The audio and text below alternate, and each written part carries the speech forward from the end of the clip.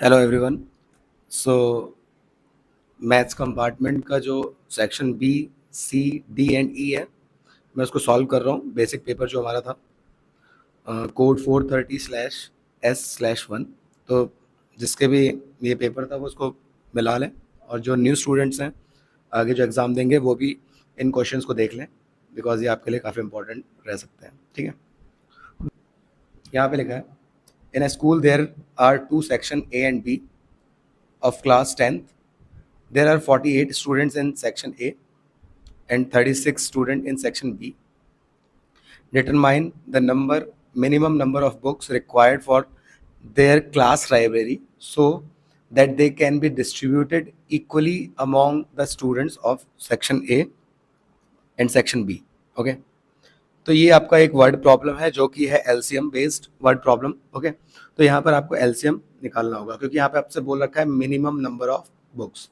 Okay, क्योंकि हमें बताना है कम से कम नंबर ऑफ बुक रिक्वायर्ड होंगी क्लास लाइब्रेरी की, जिसकी वजह से हम इक्वली सेक्शन ए और बी में बांट पाएँ। ओके, तो देखिए अब 48 और जो हमारा 36 है उसका हम एलसीएम निकाल देंगे। तो एलसीएम हमारा हो जाएगा 2 से हम इसको कट करेंगे, 2 2 ज़ा, 2 4 ज़ा, 2 1 ज़ा और 2 8 ज़ा। फिर से 2 से किया, 2 12 ज़ा, 2 9 ज़ा, 2 6 ज़ा, ये नहीं जाएगा। फिर यहाँ 2 3 ज़ा, देन 3 1 ज़ा, 3 3 ज़ा और लास्ट में 3 1 ज़ा। एलसीएम हमारा होता है इन्हीं नंबर जो है हमारे उनका मल्टीप्लिकेशन। तो इनको मल्टीप्लाई कर देते हैं। 2 2 ज़ा 4, 4 2 ज़ा 8, 8 2 ज़ा 16, 16 3 ज़ा 48 एंड 48 3 ज़ा आपका होता है 144। ओके, तो 48 3 ज़ा हम कर लेंगे, ये हमारा आंसर हो जाएगा। 8 3 ज़ा 24 और 4 3 ज़ा 12 प्लस 2 14, तो ये आ गया 144। ओके, तो इसका आंसर हो जाएगा 144। तो जिसका 144 है वो बिल्कुल सही है। आपने एलसीएम निकाला तो आपको उसके कुछ मार्क्स मिलेंगे। ओके, फाइनल आंसर इसका आ जाएगा 144। नेक्स्ट 22 क्वेश्चन है। ये काफ़ी इंपॉर्टेंट क्वेश्चन था, हमने पहले ही कहा था कि जीरोस निकालने के लिए आ सकते हैं।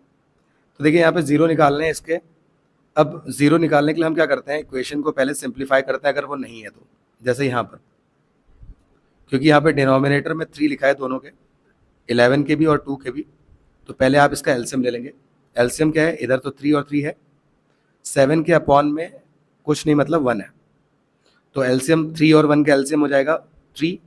तो ये 3 से नीचे और 3 से ऊपर मल्टीप्लाई कर देंगे।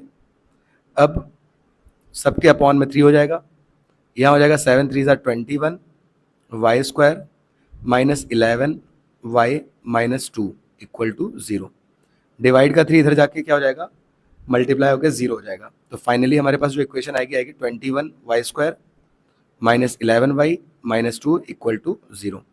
इसके हमें फैक्टर बना देने हैं जीरोस निकालने के लिए। ठीक है, तो आपके पास दो फॉर्मूले थे, आप 4th चैप्टर का फॉर्मूला भी लगा सकते हैं, क्वाड्रेटिक फॉर्मूला, वरना आप डायरेक्टली भी फैक्टराइजेशन मेथड से भी इसको निकाल सकते हैं। और फैक्टराइजेशन मेथड में क्या होता था, जो यहाँ पे नंबर होता था वो मल्टीप्लाई करके चाहिए होता था, लेकिन अगर वाई स्क्वायर का कोफिशिएंट है तो पहले इसकी इससे मल्टीप्लाई करते थे। तो 21 और 2 का जो मल्टीप्लाई होता है वो होता है आपका 42। ओके, साइन माइनस आएगा बिकॉज ये माइनस का 2 है और इधर प्लस है, तो माइनस प्लस माइनस होता है। तो मल्टीप्लाई करके अब आपको ये नंबर चाहिए। ओके, अगर वाई स्क्वायर के पहले कोई नंबर नहीं होता तो 2 चाहिए था, बट अगर यहाँ पे कुछ है तो आप हमेशा मल्टीप्लाई करेंगे। ओके, ये बात आपको पता हो। और -11 चाहिए आपको ऐड या सब्ट्रैक्ट करके। तो कौन से ऐसे नंबर हैं जो मल्टीप्लाई करके 42 देते हैं और ऐड और सब्ट्रैक्ट करके -11 देते हैं। ठीक है, कई सारे हमारे पेयर हैं, लेकिन जो इस सिचुएशन को सेटिस्फाई करेगा वही हम लेंगे। तो देखिए मैं डायरेक्टली बता दे रहा हूँ, आप अपनी प्रैक्टिस से इसको पता कर सकते हैं। 14 3 ज़ा, 14 3 ज़ा आपका 42 होता है, और 14 में से 3 को अगर हम माइनस करें तो 11 भी मिल जाएगा। बट हमें पता है 11 का साइन माइनस है, तो आपको माइनस का 11 लेना पड़ेगा और प्लस का 3, क्योंकि माइनस का 11 और प्लस का 3 आपको दे देगा -14 प्लस 3 आपको दे देगा -11। ओके, और -14 इंटू 3 करेंगे तो आपको -42 मिल जाएगा। तो हमारे पास नंबर आ चुके हैं -14 इंटू 3। तो आप फैक्टर बना लेते हैं। ठीक है, ये आप रफ में करते हैं। अब आप क्या करेंगे, 21 वाई स्क्वायर, जो नंबर आपने चुना है वो लिख देंगे, 14 वाई जो कि माइनस था plus 3 y minus 2 equal to 0। इन दोनों में कॉमन ले लेंगे तो 21 और 14 दोनों 7 की टेबल में आते हैं, तो 7 कॉमन हो जाएगा। वाई स्क्वायर और वाई में कॉमन हो जाएगा वाई, ब्रैकेट बनाएंगे, ब्रैकेट में आपके पास नंबर आएगा 3, क्योंकि 7 की 3 से कराएंगे तो आपको 21 मिल जाएगा, और 7 की 2 से कराएंगे तो आपको 14 मिल जाएगा। वाई स्क्वायर बनाना है तो एक वाई बाहर था, एक वाई यहाँ चाहिए होगा, साइन माइनस है, और इधर वाई नहीं चाहिए क्योंकि यहाँ सिंगल वाई था, बाहर हम वाई ले चुके हैं। ओके, ये चीज़ आपको क्लियर होगी। मैं इसको अब रब कर देता हूँ साइड से, ठीक है, आप इतना समझ के होंगे, इसी के आगे सॉल्व कर देता हूँ। अब देखिए, इसके बाद आपका है जो आपका इस ब्रैकेट में आता है, दूसरे ब्रैकेट में भी आपका वही आना चाहिए। ओके, क्योंकि वो कॉमन वेक्टर होता है, तो यहाँ पे वही नंबर चाहिए, नीचे वही कॉमन भी आ चुका है। ओके, तो जब आपको सेम चीज़ चाहिए तो आप बाहर 1 लिख देते हैं, साइन बाहर प्लस है तो प्लस ही आएगा। अब 7y को आप 1 के साथ लिखते हैं, तो पहला फैक्टर मिला 7y प्लस 1 इक्वल में 0 लिखेंगे, और दूसरा फैक्टर मिला, ये 2 बार आता है तो उसको एक बार लिखते हैं, 3y minus 2 equal to 0। Okay, अब एक एक करके दोनों को 0 के इक्वल रख देंगे, तो 7y plus 1 equal to 0, 7y plus 1 इधर जाएगा तो ये हो जाएगा आपका -1, तो y की वैल्यू हो जाएगी -1/7। अब y की वैल्यू -1/7 हुई, ऐसे ही 3y माइनस 2 को इक्वल टू 0 रखा, तो -2 इक्वल के उधर जाके +2 बनेगा, और 3 मल्टीप्लाई से डिवाइड में चला जाएगा, तो ये हो जाएगा 2/3। तो इसके दो रूट्स हमारे आ चुके हैं, -1/7 और 2/3। तो ये अगर आपका आया है तो ये आपका आंसर हो जाएगा। ओके, वरना क्वाड्रेटिक फॉर्मूले से आप डायरेक्ट रख के निकाल सकते हैं, वहाँ पे भी आपका आराम से निकल जाएगा। तो ये था इसका आंसर। पहले सिंप्लीफाई करेंगे हम और बाकी इसको सॉल्व कर लेंगे। नेक्स्ट, इसका और पार्ट था, जिसने ये नहीं किया तो नेक्स्ट क्या होगा, ये भी मैंने आपसे कहा था कि क्वाड्रेटिक पॉलिनोमियल बनाने के लिए आ सकता है। ठीक है, इससे पहले एक छोटी सी क्लास ली थी, मैंने कहा था ये इंपॉर्टेंट क्वेश्चन होता है। तो इसमें क्या होता है, हमारा जो फॉर्मूला होता है वो होता है x square minus sum of zeros into x plus product of zeros. Okay, अब क्वेश्चन देख लेते हैं।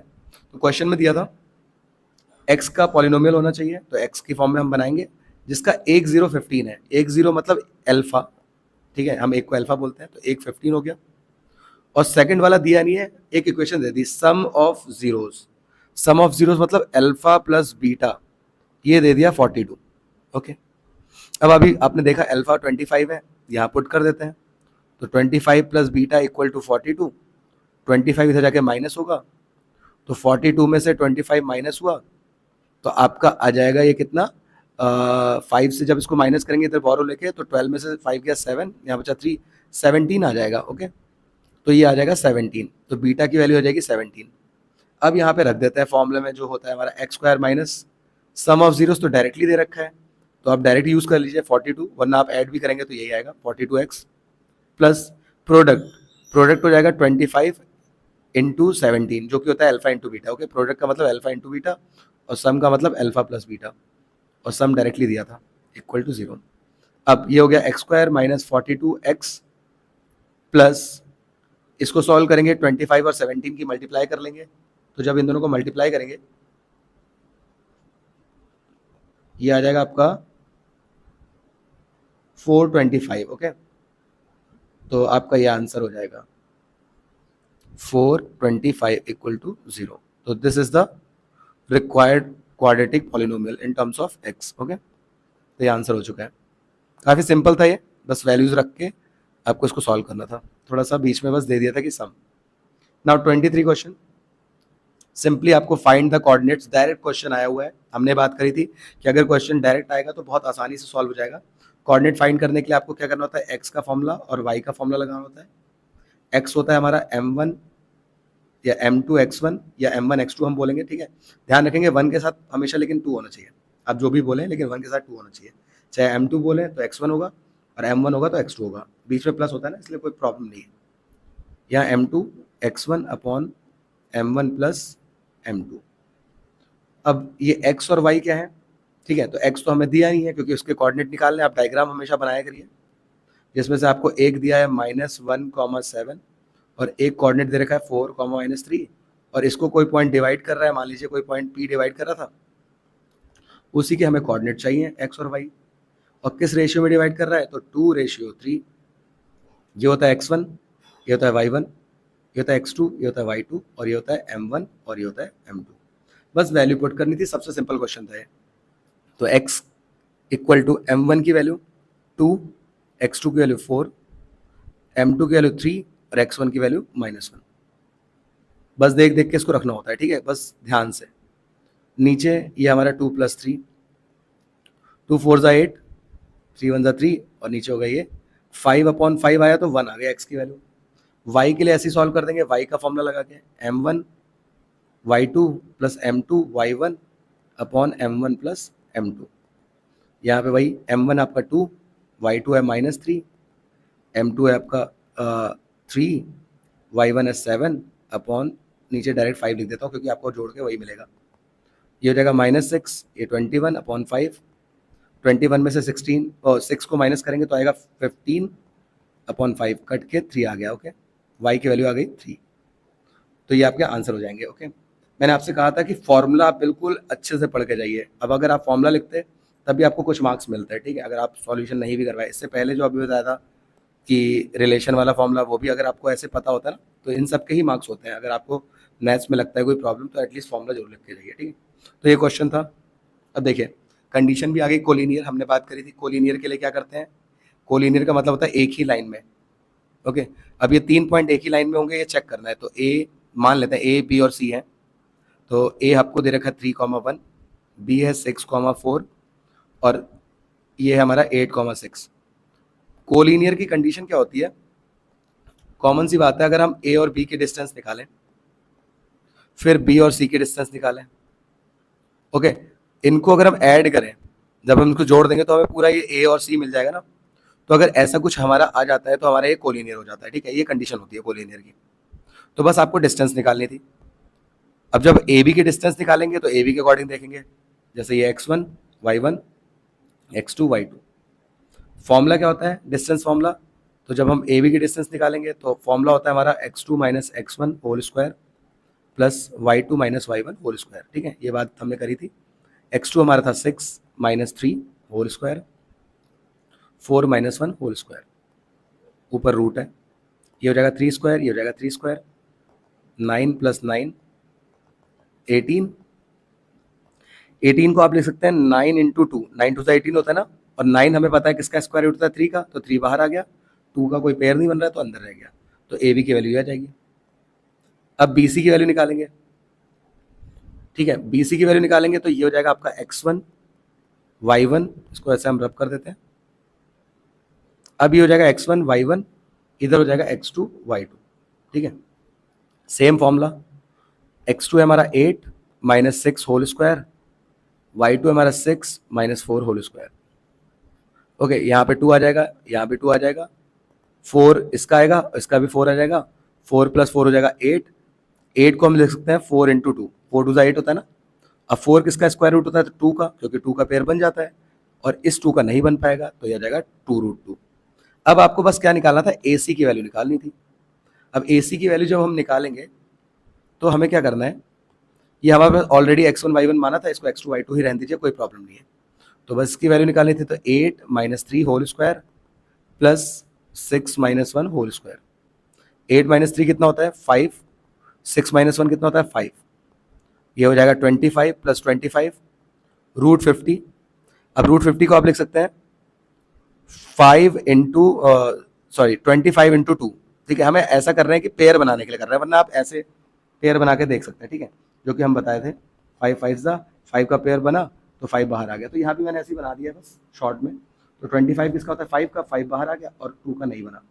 तीनों वैल्यूज आ गई हैं, बस अब चेक करना है कि ए बी और बी सी को ऐड करके क्या ए सी मिल रहा है। तो ए बी था आपका 3√2, बी सी था 2√2, ऐड करके मिला है 5√2।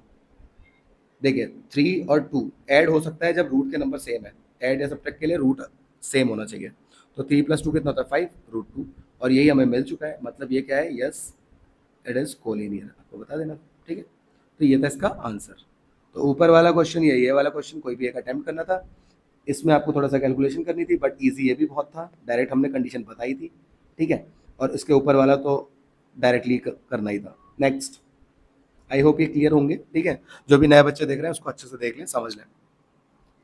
In the given figure L is a point, ठीक है, from a point L which is at a distance of 13 centimeter from the center of circle of radius 5 centimeter.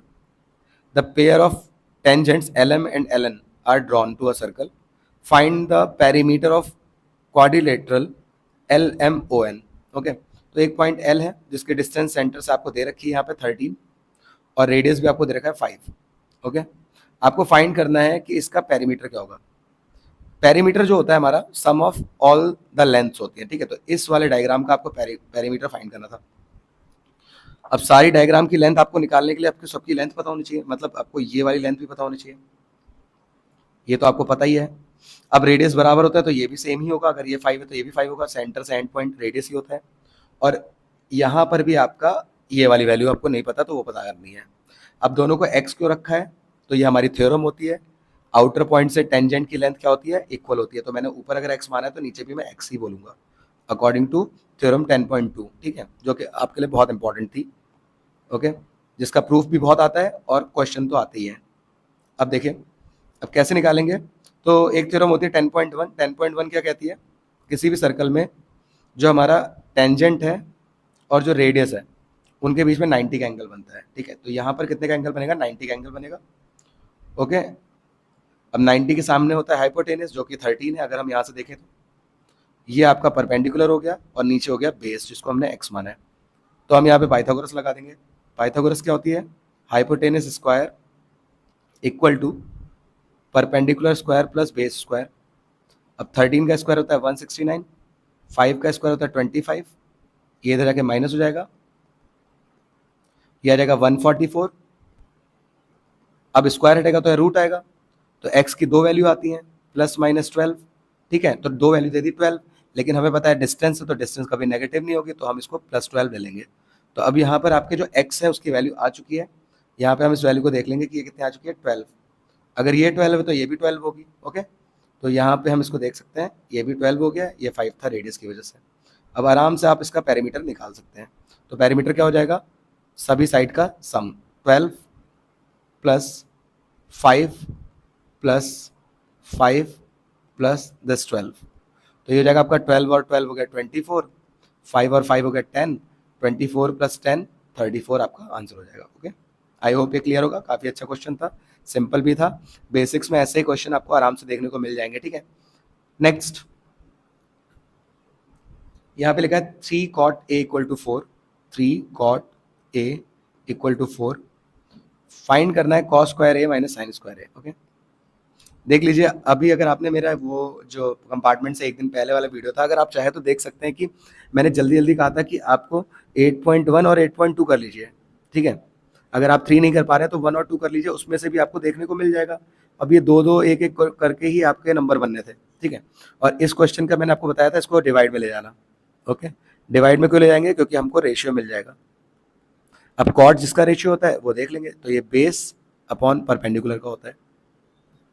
फिर आप एक ट्राइंगल बना लेते हैं, ए को हमेशा यहाँ रखते हैं एक्यूट एंगल को. ठीक है, क्योंकि ए के अकॉर्डिंग बोला गया है. बेस आपका यहाँ है 4, नीचे वाला जो ए के रिस्पेक्ट में, और सामने होता है परपेंडिकुलर. हाइपोटेनस आप निकाल लेंगे पाइथागोरस से, जो थ्योरम हमारी होती है. तो हाइपोटेनस आ जाएगा 5. ठीक है, कैसे आया सबको पता ही है कि perpendicular square plus base square equal to hypotenuse square. ये हो जाएगा 9, ये हो जाएगा 16, ये हो जाएगा 25. स्क्वायर लगाएंगे तो आ जाएगा प्लस माइनस 5, साइड है तो ये प्लस का 5 आ जाएगी. ओके, तो वहाँ से आ जाती है. अब आपकी जब वैल्यू आ चुकी है 5, तो बस आपको सॉल्यूशन निकालना था. तो पहला था कॉस स्क्वायर है. कॉस होता है आपका बेस अपॉन हाइपोटेनस, तो बेस अपॉन हाइपोटेनस उसका स्क्वायर. साइन स्क्वायर है वो होता है आपका परपेंडिकुलर अपॉन हाइपोटेनस, तो परपेंडिकुलर अपॉन हाइपोटेनस. 4 का स्क्वायर 16, 25, 3 का स्क्वायर 9, 25. अब ये कॉमन हो गया एलसीएम, 16 में से 9 माइनस किया, आंसर आ गया 7/25. ओके, सिंपल सा आंसर था इसका. तो ये था आपका section B. Okay, I hope ये क्लियर होगा. इसी तरीके से सेक्शन सी को देख लेते हैं. यहाँ पे है आपका solve the following system of linear equations x upon a minus y upon b equal to 0, और एक इक्वेशन दे रखी है ax plus b y equal to a square plus b square. Okay, linear equation है तो solve करने के लिए हमारे पास दो मेथड होती है. या तो सब्स्टिट्यूशन या तो एलिमिनेशन। ओके, अब मैं यहाँ पे जो आपको ऐसे क्वेश्चन आते हैं, ठीक है, उसमें क्या करना चाहिए वो आप देखिए, ठीक है। इसके लिए आप प्रैक्टिस करिए, आपको पता चल जाएगा, क्योंकि आप अगर इसको एलिमिनेशन या सब्स्टिट्यूशन ऐसे ही सोच के चलेंगे तो ये थोड़ा सा टाइम ले सकता है, हो जाएगा, बट आप इसको देखिए, जब आप इसको सॉल्व कर लें अच्छे से अपने तरीके से, बाद में और क्या छोटा कर सकते हैं इसको। तो यहाँ पर जो लिखा था x upon a minus y upon b, equation को मैं लेता हूँ, ठीक है, और माइनस वाई इधर जाके प्लस वाई बन जाएगा, तो ये प्लस वाई अपॉन बी बन जाएगा, क्योंकि माइनस साइन उधर जाके प्लस हो गया, इक्वल के।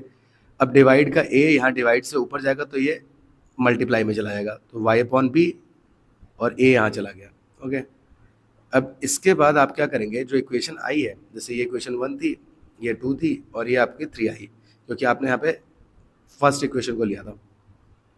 अब आप इस x की वैल्यू को पुट कर देंगे सेकंड इक्वेशन में, ओके, क्योंकि 1 को चेंज किया था, तो पुट कर दिया हमने इक्वेशन 3 इन 2।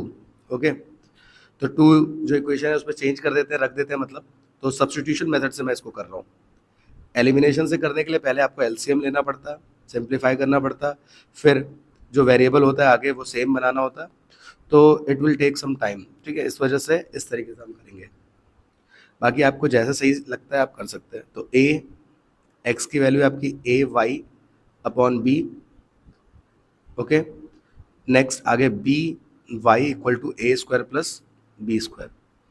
अब यहाँ पे हो जाएगा आपका a into a square y plus b y equal to a square plus b square, इसके अपॉन में बी है, ठीक है। अब यहाँ पे इसको सॉल्व करने के लिए आपको पहले क्या करना पड़ेगा, एलसीएम लेना पड़ेगा। तो यहाँ कुछ नहीं है, तो 1 बी और ए का 1 का एलसीएम होता है बी, तो बी से नीचे और बी से ऊपर मल्टीप्लाई करेंगे, तो ये हो जाएगा आपका a square y plus b into b हो गया बी स्क्वायर वाई, और अपॉन में आ गया बी। अब यहाँ पर y कॉमन था, y को कॉमन निकाल लें, अंदर आ जाएगा a square plus b square, equal में भी सेम है, और अपॉन में जो b चल रहा है वो है, ठीक है। तो देखिए ये डिवाइड का b जब ऊपर जाएगा तो ये मल्टीप्लाई में पहुंच जाएगा, तो a square plus b square, ये इसके साथ मल्टीप्लाई में था, equal to a square plus b square, और इसके बाहर आपका b आ गया। अब ये जो पार्ट है ये और ये कैंसिल हो जाएंगे, क्योंकि डिवाइड में जाके इसको कैंसिल कर देगा, तो y की वैल्यू सीधे सीधे कितनी आ गई, b। वाई भी आ गया, तो वाई को आप यहाँ रख दीजिए एक्स के प्लेस पे, मतलब एक्स की वैल्यू में रख दीजिए, तो a into b upon b, b से बी कैंसिल, तो एक्स की वैल्यू कितनी आ गई, ए आ गई है। तो इस तरीके से ये हमारी जो लीनियर इक्वेशन थी इसको सॉल्व करना था। आई होप ये आपको क्लियर हुआ होगा। अगर आप इस तरीके करेंगे तो आपका थोड़ा सा समय बचेगा, बाकी आप इसको एलिमिनेशन से चेक कर सकते हैं। नेक्स्ट इसका और पार्ट था, जिसने ये नहीं किया तो अगला किया होगा। इसमें बताया कि p की किस वैल्यू के लिए इक्वेशन के कोई भी सॉल्यूशन नहीं होंगे, नो सॉल्यूशन। तो हमें नो सॉल्यूशन की कंडीशन क्लियर है, पता है। फॉर नो सॉल्यूशन आपको पता है a1 upon a2 equal to होता है b1 upon b2 not equal to c1 upon c2। Okay, no solution में आपके जो है पैरेलल लाइन मिलती थी, और इसको इनकंसिस्टेंट भी बोलते हैं। अब a1 कौन है, तो x का जो कोफिशिएंट है वो a1 है, ओके, और यहाँ पे a2 कौन है, इधर वाला x का कोफिशिएंट, इक्वल टू b1 कितना है, y का कोफिशिएंट है पहली वाली इक्वेशन में, और b2 सेकंड वाली इक्वेशन में y का कोफिशिएंट। तो y का यहाँ पे कोफिशिएंट है 1, क्योंकि कुछ नहीं लिखा है, ठीक है, 0 नहीं करेंगे। अब c क्या है, c को आपको इधर लाना होता है, क्योंकि आपकी जो जनरल इक्वेशन होती है वो होती है आपकी ax plus by plus c equal to 0। तो जब आप इस वाले टर्म को, जो c वाला टर्म है, इधर लेके आएंगे, तो आप देख रहे हैं यहाँ पे 2 टर्म है, तो आप इसको दोनों को ब्रैकेट में लेके आएंगे, ठीक है, और इसके बाहर साइन आ जाएगा माइनस का, और ऐसे ही नीचे वाले इक्वेशन में 1 को इधर लेके आएंगे तो ये भी बन जाएगा आपका माइनस का। ओके, बट ये इक्वल नहीं है। अब आपको ये लगा होगा कैसे आया, तो आपको ऑलरेडी पता है, मैंने बस इसको सिंप्लीफाई करके लिख दिया, थोड़ा सा सिंप्लीफाई क्या, हम इसको सी वाले टर्म को इधर लाए, तो ये हो जाएगा हमारा p माइनस 1 एक्स, ये पूरा टर्म के पास, क्योंकि यहाँ पे 2 है हमारे, तो 2p प्लस 1 को जब आप ब्रैकेट में रखेंगे, इधर बाहर तो ये प्लस था, इधर आके माइनस हो जाएगा, और फिर इक्वल में 0 आ जाएगा, तब ये पार्ट c बन जाएगा, इसलिए यहाँ पे लिखा है, और ऐसे 1 के साथ किया है, ठीक है।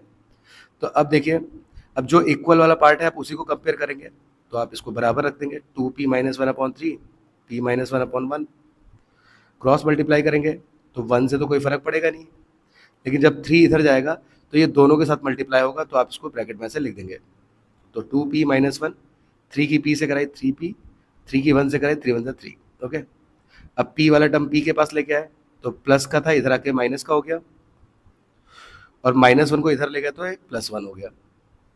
यहाँ पे आ जाएगा 3 में से 2 गया 1 आया, ठीक है, तो साइन माइनस का आएगा, और यहाँ 3 में से 1 को माइनस किया तो -2, तो आपके p की वैल्यू आ गई 2। ओके, सिंपल क्वेश्चन था, ऊपर वाले से ज़्यादा सिंपल ये वाला था। अगर आपने इसको किया तो बहुत अच्छी बात है, वरना ऊपर वाला हो गया तो कोई प्रॉब्लम नहीं है। ओके, नेक्स्ट देखिए 27। इक्वी डिस्टेंस की कंडीशन हमने पहले ही कहा था कि ये इंपॉर्टेंट होती है, आ सकती है, और ये आई भी है। तो इसमें आपको क्या करना है कि जो क्यू पॉइंट है, जिसके पॉइंट दे रखे हैं 0,1, ये इक्वी डिस्टेंट है पी से एंड आर से। ओके, जिनके कोऑर्डिनेट्स दे रखे हैं, आपको एक्स की वैल्यू फाइंड करनी है। तो इक्वी डिस्टेंस की कंडीशन क्या होती है कि जो हमारी डिस्टेंस है पी क्यू और क्यू आर, वो आपस में क्या है, इक्वल है। क्वेश्चन में गिवन है, इक्वी डिस्टेंस का मतलब होता है इक्वल डिस्टेंस, और डिस्टेंस बोला है तो हम यहाँ पे लगा देंगे डिस्टेंस फॉर्मूला, ठीक है। तो डिस्टेंस फॉर्मूला में जब आप पी क्यू की बात करेंगे तो आप यहाँ पे बोल देंगे, इसको फिक्स कर लीजिए x1 y1, इसको बोल देंगे x2 y2, इधर से ऐसे ही x2 y2, उसको फिक्स कर दिया मैंने x1 y1। ओके, आप उल्टा भी रख सकते हैं, कोई प्रॉब्लम नहीं है। अब इसको मैंने QP, क्योंकि QP की तरफ से देख रहा हूँ, PQ बोल रहा हूँ, बट PQ की तरफ से हम इसको जिस साइड से देखते हैं उसी साइड से देखते हैं, QP equal to QR। Okay, जिससे हमारा x1 इस साइड आ जाएगा, कोई प्रॉब्लम नहीं है, आगे पीछे लिख सकते हैं। अब QP equal to QR, formula क्या होता है, डिस्टेंस फॉर्मूला आपको पता है, मैं साइड में पहले लिख देता हूँ, x2 minus x1 whole square plus y2 minus y1 whole square. अब एक बात पता होनी चाहिए, जब दोनों साइड आपका रूट आएगा तो रूट से रूट क्या हो जाएगा, कैंसिल हो जाएगा ना। तो विदाउट रूट आप लिख सकते हैं जब कंडीशन में इक्वी डिस्टेंस लिखा हो, ठीक है, क्योंकि बाद में आपको स्क्वायरिंग ऑन बोथ साइड करके उसको हटाना ही है, तो इसलिए हम इसको हटा देंगे। तो मैं सीधे विदाउट रूट लिखूंगा। ओके, आप समझ गए हो क्यों, क्योंकि दूसरी साइड भी आपका रूट आएगा, रूट से रूट क्या हो जाएगा, कैंसिल हो जाएगा, स्क्वायरिंग ऑन बोथ साइड करके। अब ये होता है हमारा x2, x2 कितना है 5 माइनस x, x नहीं 0 है, सॉरी, 5 माइनस 0 का होल स्क्वायर प्लस y2 आपका -3 और y1 आपका 1, तो ये हो गया। दूसरी साइड से अब इस साइड से देखते हैं, तो x2 आपका यहाँ पर x माइनस x1 है 0 होल स्क्वायर प्लस y2 आपका 6 माइनस y1 है 1 होल स्क्वायर। 5 माइनस 0 होता है 5, और 5 का स्क्वायर करेंगे तो आ जाएगा 25। ओके, -3 और -1 होता है -4, और -4 का जब स्क्वायर करते हैं आता है 16, और माइनस साइन हो जाता है प्लस, ठीक है। x माइनस 0 होता है x का स्क्वायर करते हैं तो x स्क्वायर आ गया। 6 माइनस 1 होता है 5, 5 का स्क्वायर करेंगे फिर से आ जाएगा 25। अब जब सेम साइन होता है इक्वल में तो कैंसिल हो जाता है, बिकॉज इधर आके माइनस बनेगा, तो स्क्वायर हटेगा तो यहाँ रूट आएगा, और 16 होता है हमारा 4 की वैल्यू। ओके, प्लस माइनस 4 आएगा रूट के बाहर आके, तो x की वैल्यू यहाँ पे आपकी कैलकुलेट हो जाएगी, जिसमें आपको नंबर मिल जाएंगे अगर आपने यहाँ तक किया है, फॉर्मूला लिखा है।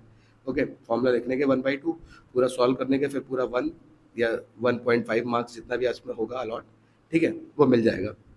अब x आ गया तो आपसे बोला है कि QR के डिस्टेंस निकालो। अब QR के डिस्टेंस देखिए, QR हमारा जो था, अब QR को दोबारा मत सॉल्व करना, QR इधर वाली साइड थी, ये जो इस साइड की तरफ साइड लिखी थी। ओके, तो QR को सॉल्व कर देते हैं, मैं इसको अब यहाँ पे रब कर देता हूँ, आप यहाँ पे देख ही चुके हैं। ओके, तो बस x की वैल्यू हमें नीड थी, तो QR जो था हमारा वो क्या था, फिर से मैं दिखा देता हूँ, ये था आपका x minus 0 whole square plus y minus y2 minus y1 whole square, ऊपर यहाँ रूट आएगा इस पर, क्योंकि हम सिर्फ डिस्टेंस की बात कर रहे हैं। ओके, यहाँ तो रूट आएगा, इधर कटा थोड़ी है इसमें, तो x की वैल्यू कितनी है 4 है, तो 4 स्क्वायर, यहाँ पे 5 का स्क्वायर चल रहा था, ये होता है आपका 16, ये होता है 25, ये हो जाएगा 41। ओके, ये तब है जब x की वैल्यू +4 ली है। अब क्योंकि -4 भी वैल्यू है तो -4 को भी लेके चलना पड़ेगा, तो जब आप -4 लेंगे x की यहाँ पे, क्योंकि x माइनस 0 x होता है ना, और यहाँ 5 सीधे लिख देते हैं, तो 4 का स्क्वायर हो जाएगा 16, 25 माइनस प्लस बन जाएगा, फिर से आपकी वैल्यू 41 ही आएगी। तो +4 रखे या -4 रखे, आंसर में 41 ही आएगा QR की वैल्यू। अब ऐसे QR की वैल्यू आ चुकी है, तो अब नेक्स्ट वाली वैल्यू भी देख लेते हैं, वो निकालनी थी आपको PR की वैल्यू। अब पी आर की वैल्यू देखिए कैसे निकलेगी।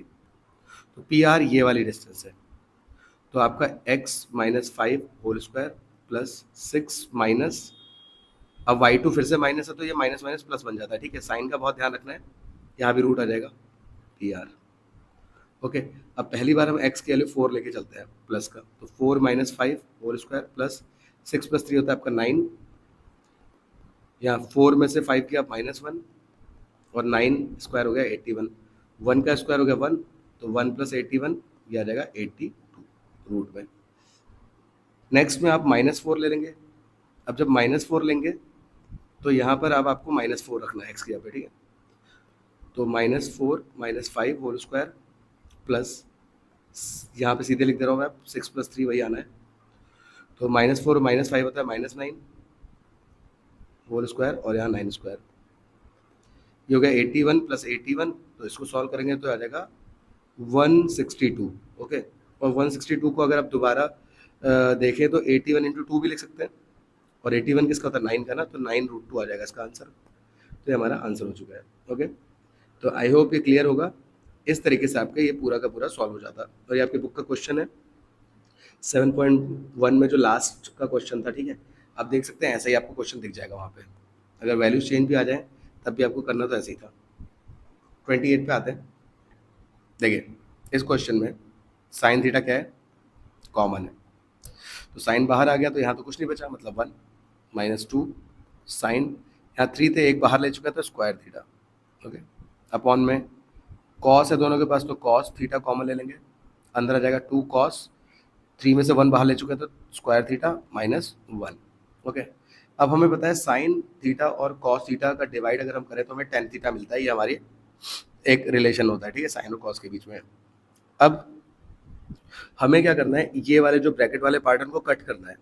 तो आइडेंटिटी साइन और कॉस के बीच में क्या होती है, sine square theta plus cos square theta equal to 1। आप किसी को भी रिप्लेस कर दें ऊपर से, चाहे साइन स्क्वायर थीटा को चाहे कॉस स्क्वायर थीटा को। ओके, 1 को भी रिप्लेस कर सकते हैं, लेकिन फिर आपको ऊपर भी और नीचे भी रिप्लेस करना पड़ेगा, थोड़ा सा ज़्यादा टाइम लग सकता है, तो एक टर्म को करें ज़्यादा बेटर है। तो अगर मैं यहाँ से साइन स्क्वायर थीटा की वैल्यू रखना चाहता हूँ तो मैं क्या लिखूंगा, ये इधर लेके जाना पड़ेगा ना, तो ये हो जाएगा हमारा 1 minus cos square theta. Okay, इतनी बात आपको क्लियर होगी। और अगर आप इसका उल्टा चाहें कॉस स्क्वायर थीटा को रिप्लेस करना नीचे, तो वो भी कर सकते हैं। तो अगर कॉस स्क्वायर थीटा रिप्लेस करना चाहेंगे तो साइन को उधर ले जाना पड़ेगा, ये हो जाएगा 1 minus sine square theta. Okay, ये अब आपके ऊपर है आप किसको रिप्लेस करना चाहते हैं। मैं यहाँ पर sine theta upon cos theta नीचे वाली वैल्यू को रिप्लेस करूंगा। ऐसा क्यों, देखिए ऊपर की वैल्यू भी रिप्लेस कर सकते हैं बहुत आसानी से, कोई प्रॉब्लम नहीं है, लेकिन क्योंकि बाहर माइनस है तो ज़्यादातर बच्चे क्या करते हैं, जल्दीबाजी में कर देते हैं, ब्रैकेट नहीं लगाते हैं। क्योंकि हमने हमेशा ये बात कही, अगर माइनस हो और अंदर वाला टर्म ओपन हो, जैसे साइन अभी खुल जाएगा, तो जब ये ओपन होगा आपने ब्रैकेट नहीं लगाया तो आपका ये गलत हो जाएगा, ठीक है। या फिर आप बहुत देर तक इसी में लगे रहेंगे कि ये क्यों नहीं आ रहा, ठीक है। तो छोटी छोटी बातें बहुत ज़रूरी है यहाँ पे।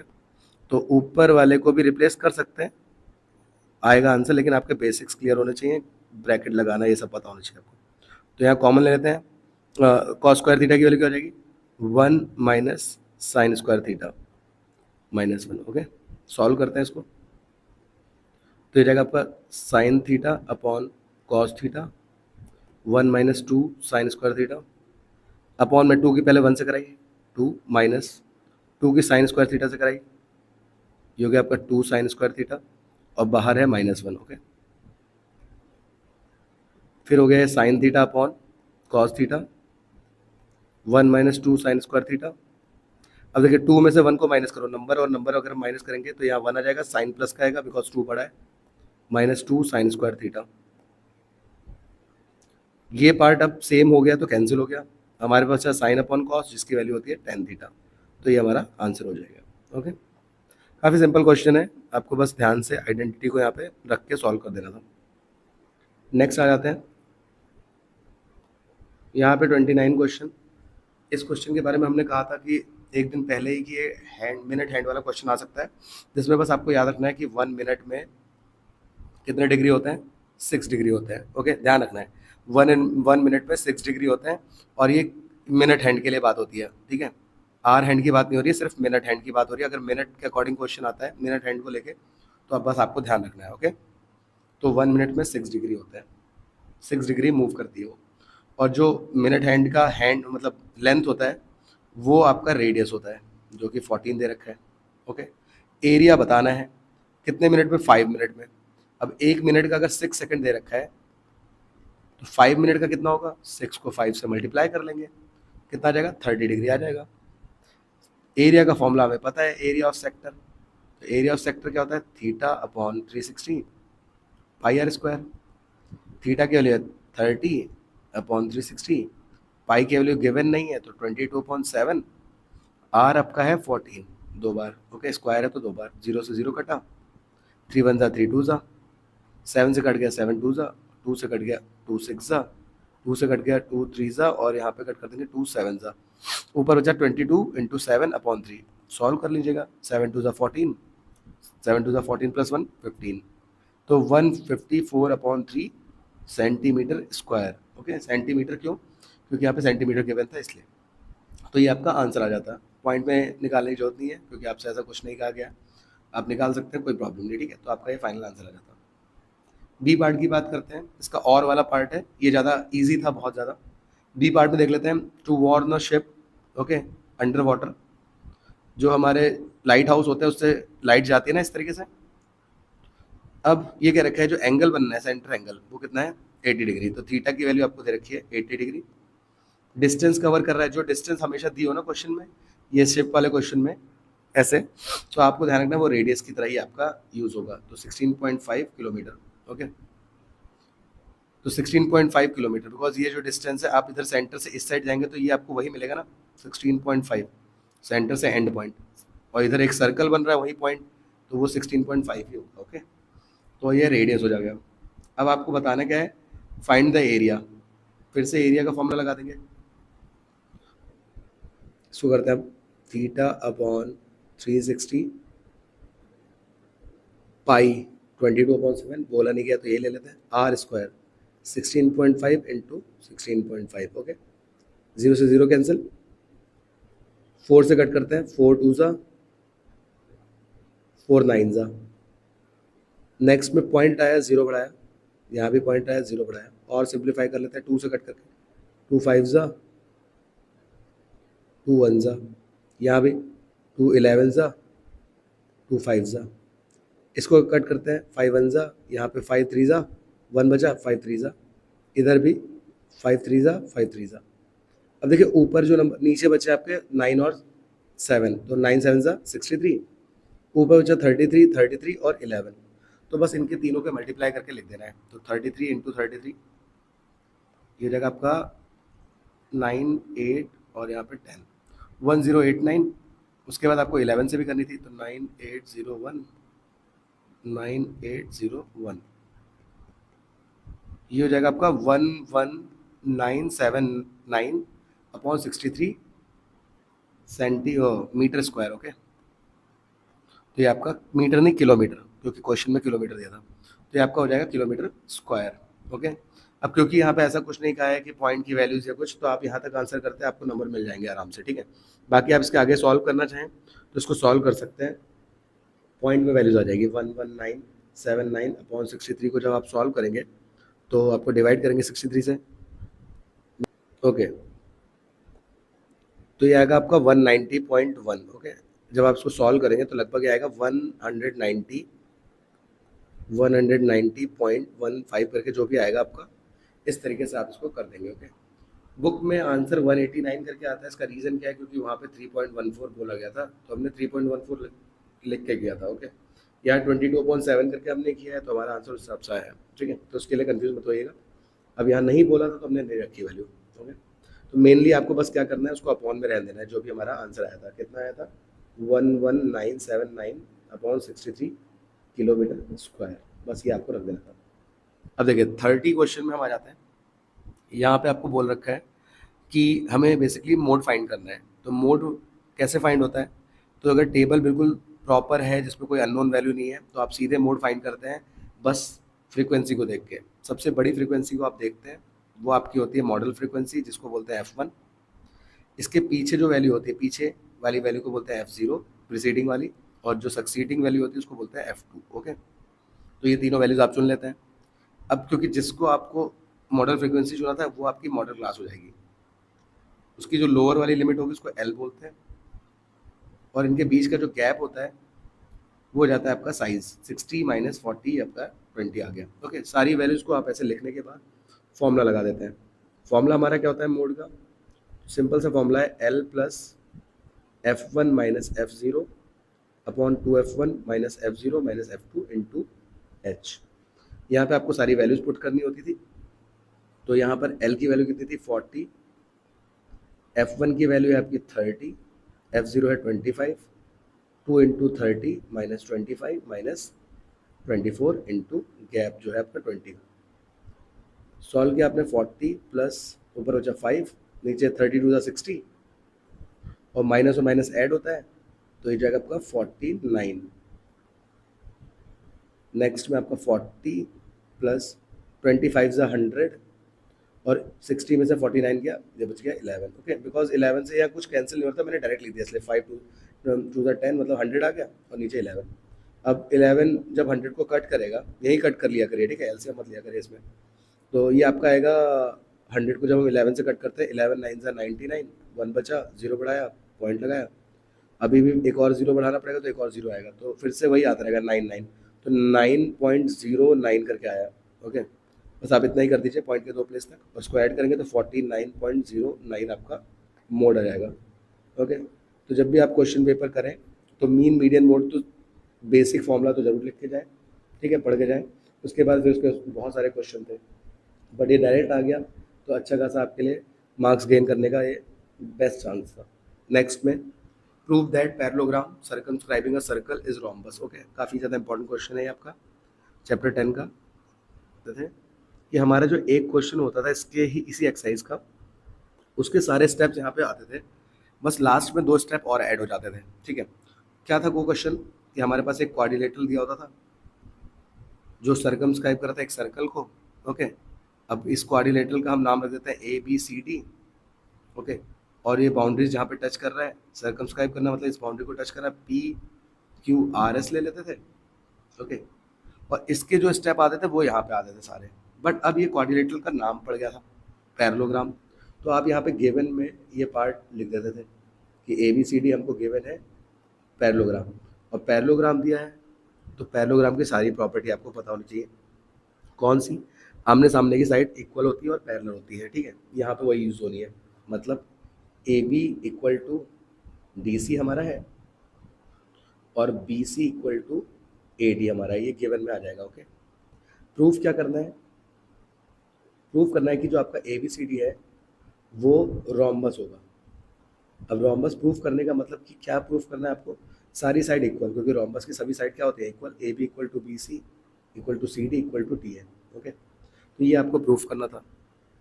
अब इस क्वेश्चन को हमने जो मैंने बताया ना कि इसका एक पार्ट बिल्कुल सेम ऐसे क्वेश्चन क्वाड्रिलेटरल करके आता है, तो उसके सारे स्टेप आ जाएंगे। उसके स्टेप क्या थे? आउटर पॉइंट से जो टेंजेंट होती है वो इक्वल होती है, हमारी थ्योरम 10.2 कहती है। तो अगर हम ए को देखें तो ए से कौन सी टेंजेंट है? ए पी, इधर है ए एस, तो आपका पहला पॉइंट हो जाएगा A P equal to A S, पहली इक्वेशन। इधर से आप आएंगे B P equals to B Q, second equation. Reason आप यहाँ लिखते रहेंगे, tangent from A tangent from B. Okay, अब आपका जब ए बी साइड कवर हो गया तो आपको डी सी कवर करना है। ओके, क्योंकि उस वाले क्वेश्चन में यही होता था ना, आपको प्रूफ करना होता था A B plus D C equal to B C plus A D, अपनी बुक में आप देख सकते हैं। तो यहाँ वाला जो प्रूफ था ना, इसके भी सारे स्टेप यहाँ आ जाएंगे। नेक्स्ट, अब डी सी कैसे कवर होगा? तो C R equal to C Q, C R equal to C Q, और इधर साइड से D R equal to D S. ध्यान रखेंगे सीक्वेंस में होना चाहिए इधर। ओके, डी एस पहले मत ले लेना। अब आपको करना क्या था? ऐड कर देना था सबको। तो जब हम ऐड करेंगे तो क्या होगा? लेफ्ट हैंड साइड से ऐड होगी, A P plus B P, C R plus D R, और राइट हैंड साइड से A S plus B Q plus C Q plus D S. Now यहाँ पर ए पी और B P मिलकर क्या बना दे रहा है? A B. अब देखिए यहाँ पे लाइन, सी आर और डी आर मिलकर बना दे रहा है सी डी, डायग्राम में आप देख सकते हैं। ए एस को डी एस के साथ देखना, क्योंकि ये इधर साइड है तो ये हो जाएगा ए डी, और बी क्यू और सी क्यू मिलकर बना देगा बी सी। तो ये वाला पार्ट इतने पार्ट के अकॉर्डिंग सॉल्व हो जाता था, ये 2 नंबर का आ जाता था क्वेश्चन, ठीक है। आगे भी आ सकता है, इंपॉर्टेंट है बहुत। अब जो हमारा क्वेश्चन है उसमें क्या कहा था हमें, रोम्बस प्रूफ करना है। तो रोम्बस प्रूफ करने के लिए आपके पास ऊपर बताया था ना कि पैरेललोग्राम है, तो किसी को भी रिप्लेस कर दीजिए। तो ए बी, सी डी को ए डी लिख सकते हैं, या ए डी को मतलब सी डी को ए बी लिख सकते हैं, या ए बी को सी डी। तो मैंने ए बी को ए बी रहने दिया, तो सी डी आपका रिप्लेस हो जाएगा ए बी से, ठीक, किसी को भी कर सकते हैं। यहाँ भी दोनों इक्वल हैं अकॉर्डिंग टू पैरेललोग्राम, तो ये हो जाएगा आपका B C plus B C. तो ए बी हो गया 2 AB, ये रहेगा 2 BC। अब यहाँ पे ए बी और बी सी भी क्या आ गया, इक्वल आ गया। तो A B equal to B c आ गया, और ए बी पहले से किसके बराबर था, बी सी के बराबर था। किसी भी क्वाड्रिलेटरल में 3 अगर साइड बराबर है तो फोर्थ साइड भी इसकी बराबर होती है, ठीक है। तो जिस क्वाड्रिलेटर में 3 साइड बराबर है तो फोर्थ वाली भी क्या आ जाएगी, बराबर आ जाएगी। तो ए बी सी डी में हमने देख लिया ना, ए बी बराबर आ गया बी सी के, और ये बराबर आ गया सी डी के। तो ये साइड बराबर आ गई, तो फोर्थ भी बराबर हो जाती है। तो आप लिख दोगे ए डी के, hence A B C D is rhombus. तो इसका प्रूफ होता ही है, ओके, काफ़ी इंपॉर्टेंट प्रूफ होता है। आपको दोनों ही क्वेश्चन इससे यहाँ से कवर हो जाते हैं। हमने जितने वीडियोस बनाए पुराने, उनमें आप देख सकते हैं बार बार इस बात पे हमने फोकस किया था, ठीक है। नेक्स्ट आ जाते हैं सेक्शन डी पे। सेक्शन डी के क्वेश्चन हमारे 5 मार्क्स के होते हैं। इसका जो एरोप्लेन वाला क्वेश्चन है काफ़ी इंपॉर्टेंट रहने वाला था, हमने ये बात करी थी। तो इसमें देखिए क्या लिखा है, इसमें लिखा है आपका an aeroplane flying at a height of 5000 metre above the ground, okay. एक एरोप्लेन है जो कि 5000 मीटर ऊपर उड़ रहा है ग्राउंड से, और passes vertically above another plane. अब एक और प्लेन है, ओके, उसको ये पास करके जा रहा है। यहाँ पे मान लीजिए यहाँ पे एक प्लेन है, उसको पास करके जा रहा है, ओके, क्योंकि उसके ऊपर उड़ रहा है ना, वर्टिकली अबव, तो वो बोल रखा है। तो ये ऊपर से पास करके जा रहा है, यहाँ से मतलब मान लीजिए यहाँ से आ रहा था, ऐसे पास करके चला गया, और नीचे एक प्लेन ऐसे उड़ रहा था। नाउ अब जो एंगल ऑफ एलिवेशन है दोनों प्लेन का, वो 60 और 45 है। ये नीचे ग्राउंड है, अब ग्राउंड से एलिवेशन बनता है, तो जो नीचे वाला प्लेन होगा उसका एंगल ऑफ एलिवेशन भी कम होगा, 45। ऊपर वाला प्लेन जो है उसका एलिवेशन है आपका 60। अब आपको फाइंड करना है vertical distance between the aeroplane at an instant. मतलब इस इंस्टेंट, एंड देन इंस्टेंट का मतलब है इस इंस्टेंट के बीच में जो है आपका इनकी डिस्टेंस क्या थी। तो इसको हम x बोल देते हैं, ये डिस्टेंस को हम y बोल देते हैं, और ये बेस भी चाहिए होता है 10 में, इसको हम z बोल देते हैं, ठीक है। अब यहाँ इसको सॉल्व कर लेते हैं। तो सबसे पहले इसका नेम आप रख सकते हैं A B C and D. पहले हम ट्राइंगल ए बी सी को अगर देखें, ये वाले ट्राइंगल को, ठीक है। तो यहाँ पर आपका जो एंगल बन रहा है 45 बन रहा है, तो 10 45 परपेंडिकुलर अपॉन बेस, तो y अपॉन z, ओके। सामने परपेंडिकुलर है जो कि y हमने माना है, और नीचे बेस 10 45 के लिए थी 1, z यहाँ जाएगा तो z इक्वल टू y आ गया, मतलब दोनों वैल्यूज बराबर ही आनी है। अब बड़े वाले ट्राइंगल की बात करते हैं। अगर आप बड़े वाले ट्राइंगल में रखेंगे तो ये बड़ा वाला है, ठीक है, इस वाले की बात कर रहा हूँ मैं। तो इसमें आपका एंगल जो आ रहा था वो आ रहा था 1060। तो यहाँ पे 1060 में दिखा देता हूँ सॉल्व करके। तो 1060 ये परपेंडिकुलर, ये पूरा है जो कि 5000 था, अपॉन बेस आपका z हो गया, ओके। और 1060 की वैल्यू होती है आपकी √3, तो 5000 अपॉन z, z इधर जाएगा तो z की वैल्यू आ गई 5000 अपॉन √3, ओके। और जो z की वैल्यू आएगी वही y की आएगी, दोनों बराबर है इसलिए, तो वो भी हो जाएगा 5000 अपॉन √3। ना हमें वर्टिकल डिस्टेंस निकालनी थी, ये x, तो x कैसे निकलेगा। अब जब ये पूरी डिस्टेंस आपकी 5000 थी, ये वाली डिस्टेंस को आपने y माना था, ठीक है, यहाँ वाली डिस्टेंस आपको निकालनी थी x। तो अगर हम 5000 में से y को माइनस कर दें, ठीक है, तो यही पार्ट तो बचेगा, ये पार्ट तो माइनस हो जाएगा। तो आपको पता चल चुका है 5000 में से y को माइनस करना है, ठीक है। तो थर्ड स्टेप में आपको यही करना था कि 5000 में से y को माइनस करना था, और आपका x आ जाता, और y की वैल्यू हमारी पता चल चुकी थी, तो x जो आपकी z की थी, जो कि आपकी थी 5000 अपॉन √3, ओके। अब ऐसा होता है कि बच्चे कई बार आंसर्स जो होते हैं ना उसको डायरेक्टली यहाँ पे √3 की वैल्यू रख देते हैं तो बड़ी प्रॉब्लम आ जाती है। तो आपको करना क्या है, यहाँ पर इसको पहले तो कॉमन ले लीजिए 5000 को, अंदर बचा 1 माइनस, क्योंकि यहाँ पे 1 आ गया, 1/√3। ओके, फिर यहाँ पे एलसीएम लेंगे, √3 की 1 से कराई, ध्यान रहे इस चीज़ का, -1/√3। ओके, और इसके बाद अगर आपको √3 की वैल्यू नहीं देती तो हम इस आंसर को यहीं तक रहने देते हैं। ओके, अब नेक्स्ट आपको करना क्या है, आप इस पार्ट को ना अलग से सॉल्व कर लिया करिए। अलग से करने का मतलब क्या है, यहाँ रेशनलाइज कर लिया करिए, बिकॉज अगर हम यहाँ 1.73 रखेंगे तो ऊपर तो न्यूमरेटर वाला सॉल्व हो जाएगा, लेकिन डिनोमिनेटर में 1.73 आपको बार बार प्रॉब्लम देगा, बिकॉज ये आपका 0.732 तक है ना, तो उसमें प्रॉब्लम आ सकती है डिवाइड करने में, फिर आंसर एग्जैक्ट नहीं आता है, फिर मार्क्स कट जाते हैं। तो आप क्या करिए, सिंपल √3 - 1 रफ में अपने साइड में यहाँ पे क्या कर लिया, इसको रेशनलाइज करा। रेशनलाइज कैसे करते हैं, जो डिनोमिनेटर में नंबर है उसके ऊपर और नीचे मल्टीप्लाई करा के। ओके, तो ये दोनों से होगा, तो √3 की √3 से कराई तो 3 बन गया, बिकॉज दो रूट के नंबर मल्टीप्लाई होकर सेम बाहर आ जाएगा। ओके, फिर √3 की 1 से कराई, ये हो जाएगा आपका √3 अपॉन √3 यहाँ भी हो जाएगा 3। अब यहाँ रख लीजिए, देखिए नीचे अपॉन में से हट गया है वो, ये हो गया 1.732 अपॉन में 3। अब 3 में से माइनस कर लीजिए 1.732 को, ये आ गया 8, अब बचेगा 9, क्योंकि बोरो लिया था, यहाँ पे 9 में से 3 गया, यहाँ बचा 6, यहाँ भी 9, यहाँ आया 2, इधर आपका 2 बचा, 2 में से ये 1.268 अपॉन 3। ओके, ये आपका इस तरीके से आ जाएगा। ये वैल्यू बस आपको यहाँ रख देनी है, क्योंकि इसको आपने सॉल्व कर लिया साइड में।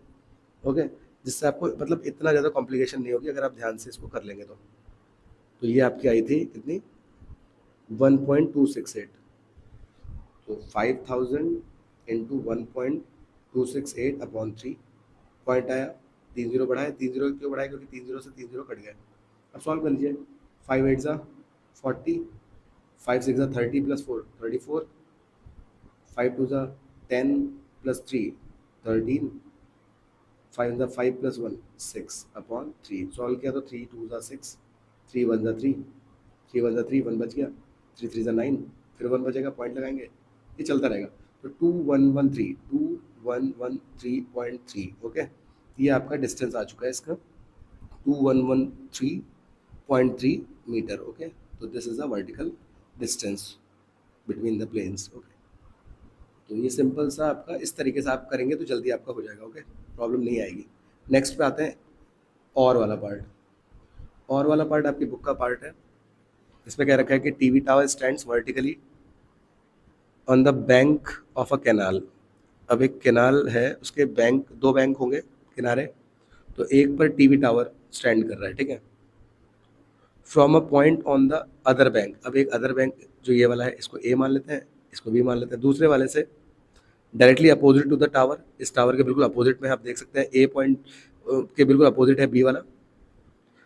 Okay, the angle of elevation of the top of tower, जो एंगल ऑफ एलिवेशन बन रहा है टॉप पे टावर के, वो बन रहा है आपका 60 degree. Now from a point 20 metre away from this point on the same bank. अब जिसकी बाद में बात हुई है उसी को सेम बैंक बोला गया है, उससे 20 मीटर अवे, दूर एक और पॉइंट है, उससे एलिवेशन देख रहे हैं टॉप ऑफ टावर का, ठीक है, तो वो आपको दे रखा है 30 डिग्री। दूर जाने पे आपका एंगल कम होगा, सेम पॉइंट को अगर आप देख रहे हैं तो फाइंड करना है width, height of tower and width of canal. तो विड्थ ऑफ कैनाल मतलब ये, और हाइट ऑफ टावर मतलब ये, ठीक है। तो ये बुक का क्वेश्चन है, आई होप ये आप लोगों ने करा होगा, ठीक है, प्रैक्टिस करके जाओगे तो इसका नाम रख देते हैं। तो पहले आपको बस फिर से इस वाले ट्राइंगल में लगा देना था एंगल सम, मतलब एंगल वाली प्रॉपर्टी जो हमारी होती है रेशियो, तो ये हो जाता है 10 60 परपेंडिकुलर अपॉन बेस। ओके, 10 60 होता है आपका √3 h अपॉन x। अब x ऊपर जाएगा, ठीक है, तो ये हो जाएगा h की वैल्यू जाएगी √3x। इस रिलेशन को ऐसे रख लिया। नेक्स्ट, अब आप पूरे वाले ट्राइंगल में लगाते हैं, तो पूरे ट्राइंगल में लगाएंगे तो यहाँ पे आपको लेना पड़ेगा 10 30, परपेंडिकुलर तो वही है h, लेकिन इस बार बेस ये पूरा है, ठीक है, पूरे बेस पे बात करते हैं बिकॉज 90 का एंगल लेना पड़ता है। ओके, कहीं इस वाले ट्राइंगल में अगर आपने लगा दिया तो ये गलत हो जाएगा, आपको हमेशा राइट एंगल ट्राइंगल लेना होता है, ओके, रेशियो के लिए। तो ये पूरा कितना है, x इतना पार्ट, ये 20, तो x प्लस 20 है, x प्लस 20। 1030 की वैल्यू जो होती है वो होती है आपकी 1/√3। h को अभी हमने देखा था ऊपर √3x, सेम बना लेंगे जिससे x से x सॉल्व हो जाएगा। ओके, क्रॉस मल्टीप्लाई करेंगे तो ये तो 1 से मल्टीप्लाई होकर सेम आ जाएगा, लेकिन √3 और √3 के मल्टीप्लाई होकर हो जाएगा 3x। x को x के पास ले गए तो ये प्लस का x उधर जाके माइनस हो जाएगा, ये हो गया आपका 2x। 2 से 20 कट जाएगा 10 टाइम्स, बिकॉज ये डिवाइड में जाएगा, तो x की वैल्यू आ गई 10, जो कि आपका विड्थ ऑफ कैनाल थी। और हाइट जो निकालनी थी वो थी √3x, तो अभी हमने 20 निकाल दिया था इसकी वैल्यू, 20 नहीं 10, तो 10√3 आ गई। ओके, और √3 की वैल्यू अगर क्वेश्चन में दी है तो रख लेंगे, तो 1.73 दे रखी है तो रख लिया 1.73। पॉइंट आया, 2 जीरो बढ़ा, 1 जीरो से 1 जीरो कट गया, 173/10 को आप सॉल्व करोगे तो आ जाएगा 17.3, तो ये आपका आंसर हो जाएगा। ओके, तो ये ज़्यादा बेटर था पिछले वाले के मुकाबले, बाकी वो भी ईजी है, आप प्रैक्टिस करके जरूर जाइए जितने भी प्लेन वाले क्वेश्चन आते हैं। ठीक है, बहुत बार आ चुके हैं, कभी स्पीड निकालने के लिए आता है, कभी कुछ आ जाता है, तो ये काफ़ी बार रिपीट होते रहते हैं। नेक्स्ट है 33। इसमें लिखा है in a class test sum of marks obtained by Ananya in maths and science is 28। मान लीजिए मैथ्स के नंबर है x और साइंस के नंबर है y, इनका सम 28 दे रखा है। Okay, had she got 3 marks more in maths, अगर वो 3 मार्क्स ज़्यादा पाती है मैथ्स में, मतलब x plus 3, and 4 marks less in science, science के y थे, अगर 4 कम हो जाए तो प्रोडक्ट मतलब मल्टीप्लाई ऑफ मार्क्स, इन दोनों जो मार्क्स हैं उनका प्रोडक्ट, ब्रैकेट में जरूर लिखिए, जब भी दो टर्म बने ना तो ब्रैकेट जरूर बनाए। ओके, हर बार किसी भी चैप्टर में, तो इनका प्रोडक्ट हो जाता है 180। अब यहाँ पे समझना कैसे है कि ये थर्ड चैप्टर क्वेश्चन है फोर्थ चैप्टर का। तो देखिए पहली इक्वेशन तो आपकी लीनियर इक्वेशन सीधे सीधे रखिए प्लस में, बट दूसरी इक्वेशन में प्रोडक्ट टर्म यूज हुआ है, तो जब भी प्रोडक्ट टर्म आता है समझ जाइए कि यहाँ पर आपका ये फोर्थ चैप्टर से रिलेट कर जाएगा। ओके, फिर आपको यहाँ पे क्वाड्रेटिक में कन्वर्ट करना पड़ेगा, क्वाड्रेटिक में कन्वर्ट करने के लिए आपको यहाँ पे रिप्लेस करना पड़ेगा किसी एक को। ठीक है, चाहे एक्स को कर ले चाहे वाई को, तो मैं अगर वाई की वैल्यू लिखना चाहूँ तो ये प्लस का एक्स इधर जाके क्या हो जाएगा, माइनस का एक्स, और वही हमें यहाँ पे रखना है। ओके, तो यहाँ पे हम इसको रख ले सकते हैं, तो सबसे पहले अंदर इसको सॉल्व कर लेते हैं, ये हो जाएगा एक्स वाई, फिर एक्स की 4 से कराई -4x, फिर 3 की कराएंगे 3y, फिर 3 की 4 से कराई -12, और 180 को भी इसी साइड ले आइए क्योंकि बाद में आपको यही इसी साइड रखना है इसे। नाउ जहाँ जहाँ आपको y दिखाई दे रहा है, क्योंकि y की वैल्यू हमने बता दिया है 28 माइनस एक्स है, तो यहाँ रख देते हैं, तो x y था तो 28 माइनस एक्स, ब्रैकेट जरूर बनाए क्योंकि यहाँ पे फिर से 2 आ गए टर्म, ये तो x ऑलरेडी है, इसको नहीं रिप्लेस करना है, फिर से y आया 28 माइनस एक्स, और माइनस माइनस ऐड हो जाता है, साइन माइनस का आता है, 192 इक्वल टू 0। इसकी इससे कराई पहले 28x माइनस एक्स की x से कराई तो माइनस का x², फिर 28 की 3 से कराई, यह आ जाए आपका 8 3 24, 84 आ गया, साइन इस बार प्लस आएगा, और फिर इसकी x से कराई तो माइनस का 3x minus 192 equal to 0। Okay, अब पहले आता है आपका स्क्वायर वाला टर्म, ध्यान रखना है आपको, फिर आता है x वाला टर्म, तो 28 है प्लस का, 4x और 3x दोनों माइनस है, दोनों माइनस माइनस ऐड होके 4 और 3 बच जाएगा -7x। ओके, तो फाइनली 28 में से अगर 7 को माइनस करते हैं तो ये आता है आपका 21x, साइन प्लस क्यों आया, क्योंकि 28 बड़ा था। ओके, फिर लास्ट में हमारे पास नंबर है तो 192 माइनस का 192 और प्लस का 84, इसको सॉल्व करना है, तो ये बोरो लेगा, 12 में से 4 गया 8 0, और यहाँ 108 आ जाएगा, साइन माइनस का, क्योंकि माइनस का साइन बड़ा है। ओके, ये छोटी छोटी बातें आपको पता होनी चाहिए अगर आप मैथ्स कर रहे हैं तो। ठीक है, अब क्योंकि इसका साइन प्लस होना चाहिए तो हम इसको बस सबको इधर ले जाएंगे, ध्यान रखेंगे अगर x² का कोफिशिएंट है, साइन उसका पॉजिटिव होना बेटर रहता है आपके लिए, तो इसको सॉल्व करते हैं, माइनस को प्लस करेंगे, इसका भी साइन चेंज होगा, सबके साइन चेंज होंगे, और इसका साइन भी चेंज हो जाएगा। बस अब इसको सॉल्व कर देना है क्वाड्रेटिक इक्वेशन को। ठीक है, तो आई होप ये क्लियर होगा, ये सब प्रैक्टिस पे आपका, जितना आप प्रैक्टिस करेंगे इस टाइप के क्वेश्चन आपको बहुत सारे देखने को मिल जाएंगे, पुराने पेपर उठाइए सॉल्व करिए। ओके, तो मल्टीप्लाई करके आपको चाहिए ये नंबर, और ऐड और सब्ट्रैक्ट करके चाहिए ये नंबर।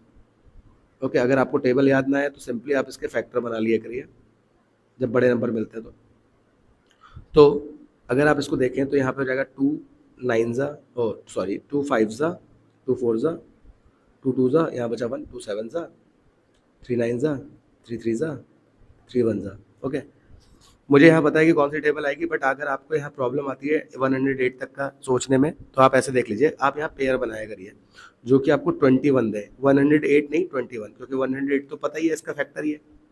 21 किसके कॉम्बिनेशन से बनेगा, और बीच वाला नंबर ऐड या सब्ट्रैक्ट करके लाना चाहिए, ठीक है। तो अगर मैं पेयर बनाऊँ 2 2 ज़ा 4, 4 3 ज़ा 12 और 3 3 ज़ा 9, तो 12 और 9 को अगर ऐड किया जाए तो 21 मिल जाएगा। ओके, क्लियर है। लेकिन क्योंकि बाहर साइन माइनस का है तो दोनों आपके माइनस होने चाहिए। ओके, तो माइनस माइनस ऐड होंगे तभी तो साइन माइनस का आएगा, और माइनस का 12 और माइनस का 9 मल्टीप्लाई होगा तभी तो यहाँ पे प्लस का साइन आएगा। तो दोनों साइन सेटिस्फाई करने चाहिए। ओके, आई होप ये क्लियर होगा। इस पर मैंने कई सारे टॉपिक बता रखे हैं, आप उनको देख सकते हैं चैप्टर के अकॉर्डिंग। तो यहाँ देखिए x square minus 12x minus 9x, 12 और 9 21 दे देंगे, प्लस 108 इक्वल टू 0। ओके, इसको मैं हटा दे रहा हूँ क्योंकि आप फैक्टर बनाना है। कॉमन ले लेंगे x, यहाँ पे बचा x माइनस 12, अगले ब्रैकेट में वही आता है जो इसमें आता है, तो x माइनस 12। अब यहाँ पे आपको चाहिए x, तो आपके पास है 9 चाहिए, तो आप यहाँ 9 लिख देंगे, साइन देख लेंगे माइनस का साइन, और यहाँ प्लस है, ठीक है। अब देखिए माइनस 9 और प्लस x, तो 9x बन गया माइनस का, और माइनस 8 माइनस 12 और माइनस 9 प्लस का 108 भी दे देगा। ओके, इक्वल में 0, इसको इसके साथ लिख देते हैं, और ये जो 2 बार आता है इसको एक ही बार लिखते हैं। ओके, अब एक बार x माइनस 9 को 0 के इक्वल रखा तो x के वैल्यू आगे 9, और एक बार x माइनस 12 को 0 के इक्वल रखा तो x के वैल्यू आगे 12। तो दो वैल्यू पॉसिबल हैं, दोनों पॉजिटिव आ रही है इसलिए। अब ये तो आपके मैथ्स के मार्क्स आ गए, मतलब ओके अनन्य के। अब साइंस के मार्क्स कैसे आएंगे, अगर मैथ्स में 9 है ओके, तो साइंस में कितने होंगे, आप वहाँ 28 वाली जो इक्वेशन थी x plus y equal to 28, तो आपको पता था ना y इक्वल टू क्या था 28 माइनस एक्स, तो 28 में से 9 को माइनस कर दीजिए, तो ये आ जाएगा आपका कितना आ जाएगा 19 आ जाएगा। ओके, और इसी तरीके से यहाँ भी रख सकते हैं, इस कंडीशन के अकॉर्डिंग अगर हम देखें साइंस के मार्क्स, तो 28 में से 12 माइनस करेंगे तो ये आ जाएगा आपका 16, तो ये हमारे मार्क्स हो जाएंगे। ओके, तो ये था आंसर। आई होप ये क्लियर होगा। नेक्स्ट में आ जाते हैं, इसका और पार्ट। अब ये और पार्ट कैसे करना है, देखिए सॉल्व फॉर एक्स, इसमें भी आपको कुछ बातों का ध्यान रखना होता है। जैसे ये 15 अपॉन एक्स है, थोड़ा पहले सोचा करिए क्वेश्चन के बारे में। ये 150 अपॉन एक्स है, अगर आप इसके एलसीएम लेके सीधे सॉल्व करने लग गए इसके नीचे अपॉन में ये करके, तो ये बहुत ज़्यादा टाइम ले लेगा। ठीक है, तो आप पहले देखिए एक जैसे कौन दिख रहा है, तो दोनों के एलसीएम सेम है, तो मैं इनको साथ में ले आता हूँ। तो ये प्लस का था, इधर आके क्या हो जाएगा माइनस का, और ऐसे ये एक्स है, ये भी एक्स वाला पार्ट है, तो इधर आके 10x प्लस का एक्स इधर आके हो जाएगा माइनस का एक्स। ओके, और 18 को आप उधर ही लिख दीजिए क्योंकि वहीं पे सही है, वो प्लस का साइन था तो प्लस आगे लिख दिया, कोई प्रॉब्लम नहीं है, बस प्लस होना चाहिए। ओके, अब यहाँ सॉल्व करते हैं। देखिए यहाँ पे आपका ऑलरेडी एक्स एलसीएम है, 150 में से 15 गया तो 135, 10x में से x गया, ये बचा है 9x। ओके, अब आप यहाँ पे एलसीएम ले लीजिए, कुछ नहीं है तो 1, तो x और 1 का एलसीएम होता है x, तो x से नीचे और x से ऊपर, तो ये हो गया 18x प्लस 135 अपॉन में x। ओके, डायरेक्ट कभी ऐसे मत ले जाना जब तक ये पूरे का एलसीएम ना बन जाए। अब ये इधर जा गया तो ये जाएगा 9x स्क्वायर। ना उसको सिंप्लीफाई कर लीजिए, ऑलरेडी पॉजिटिव साइन है तो उसको उधर ही रहने दीजिए, इसको प्लस को उधर लेके जाएंगे तो माइनस हो जाएगा, और ये भी उधर जाएगा तो ये माइनस हो जाएगा। ओके, इक्वेशन आप आराम से सॉल्व कर सकते हैं। बट अगर कोई भी टेबल से कैंसिल हो रही हो तो आप उसको पहले कैंसिल करने का सोचिए। ठीक है, जैसे ये 9 से 9 वन ज़ा, 9 टू ज़ा, यहाँ पे 9 वन ज़ा 9, और बचे कितने 4, 4 और 5 होता है 45, तो 9 5 ज़ा 45। तो ये इक्वेशन आई है, देखिए कितनी सिंपल सी इक्वेशन आ गई। अब मल्टीप्लाई करके ये नंबर, ऐड और सब्ट्रैक्ट करके ये नंबर, तो 5 3 ज़ा 15 होता है, तो 5 और 3, मैंने 5 को माइनस क्यों लिया क्योंकि यहाँ बड़ा साइन माइनस का है। ठीक है, तो 5 में से 3 को माइनस किया 2 मिल गया, और माइनस 5 होगा तो माइनस तभी आएगा यहाँ पे, और मल्टीप्लाई करने पे माइनस 15 भी मिल जाएगा। ओके, ये फैक्टर्स की प्रैक्टिस बहुत अच्छे से कर लीजिए, हर चैप्टर में ये आ जाते हैं, बन जाती है इक्वेशन। Okay, quadratic equation. तो अब यहाँ पर x कॉमन है, अंदर आ गया x-5, अगले ब्रैकेट में वही आएगा, बट यहाँ पे 3 की जरूरत थी, साइन प्लस था तो प्लस आ गया, इसको इसके साथ लिख दिया, तो x+3 x-5 इक्वल में 0। ओके, तो +3 को जब हम रखेंगे 0 के इक्वल तो ये आ जाएगा आपका -3, और -5 को रखेंगे तो ये आ जाएगा +5। ओके, तो इस तरीके से ये आपका आंसर हो जाएगा। ओके, आई होप ये आपको क्लियर होगा, ऐसे आपको इसको कर देना है। अब इसके बाद नेक्स्ट क्वेश्चन कर लेते हैं।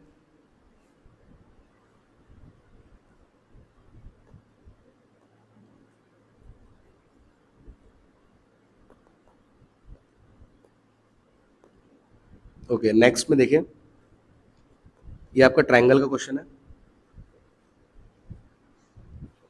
इसमें लिखा है AP and PM are medians और triangle ABC and PQR। Okay, तो ट्रायंगल है ABC और PQR, इसके मीडियन है AD और PM। ओके, मीडियन क्या करता है, किसी भी जो भी साइड पे ये पड़ रहा है मीडियन, उसको 2 इक्वल पार्ट में डिवाइड करता है। ओके, कहने का मतलब क्या है, जो BD होगा और ये DC होगा वो इक्वल आ जाएंगे। ओके, और इधर ऐसे ही QM और MR, 2 बराबर पार्ट्स में इसको डिवाइड कर देगा। अब आ जाते हैं आगे, इसमें लिखा है ABC और PQR सिमिलर है। सिमिलर का मतलब क्या है, सारे साइड्स का रेशियो, मतलब AB इसके करस्पॉन्डिंग है PQ। ओके, BC इसके करस्पॉन्डिंग है QR इस वाले ट्राइंगल में, और AC इसके करस्पॉन्डिंग है PR। तो आप पहले लिख देंगे AC बराबर PR, ये केवन में आ जाएगा।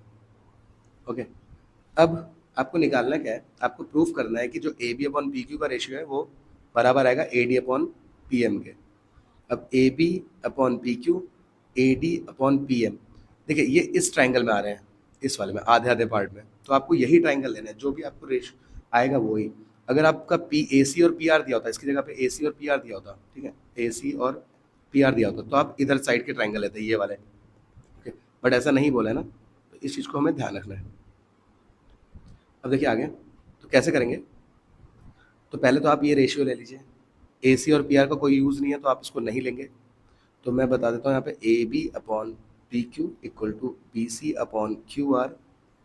अभी हमने बताया था कि जो AD मीडियन है वो 2 पार्ट में डिवाइड कर रहा है BC को। ओके, तो BC को ये 2 पार्ट में डिवाइड कर रहा है, अगर BC का मैं हाफ लिख दूँ तो BC के हाफ को हम बोल सकते हैं BD या DC। अब DC उस वाले ट्रायंगल में आ रहा है तो उसको नहीं लेंगे, तो मैंने नहीं लिया। ऐसे ही अगर मैं QR का हाफ लिख दूँ तो QR का हाफ हम बोल सकते हैं QM। ओके, या MR। तो आपको बस यहाँ पे क्या करना है, यहाँ डिवाइड कर देना है दोनों को, 1/2 1/2। ओके, ऊपर कर रहे हैं तो नीचे भी कर दिया, इसलिए कोई फर्क नहीं पड़ता, बस ध्यान रहे कि दोनों साइड करना होता है, ऊपर न्यूमरेटर में भी और डिनोमिनेटर में भी। तो अभी हो जाएगा AB अपॉन PQ, अभी बता दिया मैंने साइड में, ये इसको आप BD लिख सकते हैं, तो ये हो जाएगा BD, और ये हो जाएगा QM। ओके, ये इस तरीके से आपका आ चुका है, ये आपको प्रूफ करने के लिए बोला था। ओके, ये क्या था आपका PQM। ओके, इतना हो गया। अब AB अपॉन PQ और BD अपॉन QM आ चुका है। अब 2 साइड तो आ गई, एक चीज़ और बच जाती है, एक चीज़ और कहाँ से आएगी, वो देखिए, ये एंगल, इधर का एंगल B और इधर का angle Q, angle B equal to angle Q, ये कहाँ से बोला, तो जब स्टार्टिंग में आपको ABC सिमिलर दिया था PQR के, तो ये क्या होता है कि सारी साइड्स का रेशियो होता है और सारे एंगल बराबर होता है, मतलब एंगल A बराबर होता है एंगल B के, एंगल B बराबर होगा एंगल Q के, और एंगल C बराबर होगा एंगल R के। तो ये वाला पार्ट मैंने उठा लिया क्योंकि वो इस ट्रायंगल में पड़ रहा है। ओके, साइड वाला अगर ट्रायंगल आ गया तो उसी के अकॉर्डिंग तब आप C और R लेते हैं, बट यहाँ पर आपका ये वाला आएगा। ठीक है, तो कौन सा क्राइटेरिया बनना है, साइड एंगल साइड, तो बाय साइड एंगल साइड, जो ट्रायंगल था हमारा ABD, ये वाले हाफ वाले, ये वाले क्या आ गया, सिमिलर आ चुका है ट्रायंगल PQM के। जब 2 ट्रायंगल सिमिलर आ चुके हैं तो आप सभी साइड्स का आप रेशियो ले सकते हैं, किसका, AB अपॉन PQ, जो हमको चाहिए हम वही लेंगे, बस AB के साथ PQ, ओके, और AD के साथ PM, तो AD अपॉन PM, ये हो चुका है प्रूफ। तो ये इसका प्रूफ होता है। ओके, इसके प्रूफ को जरूर इस टाइप के क्वेश्चन जरूर करके जाया करिए, ठीक है, आते रहता है। नेक्स्ट में हम आ जाते हैं नेक्स्ट क्वेश्चन पे, 35।